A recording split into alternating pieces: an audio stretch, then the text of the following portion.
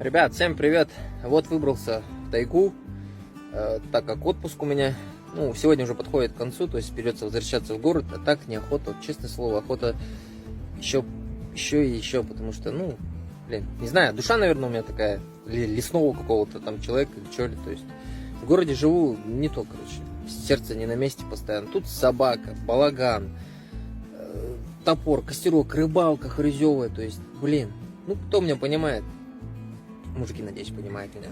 Ребят, всем добра, счастья. Подписывайтесь, ставьте лайки. Всем пока. Будет много хорошего, положительного контента.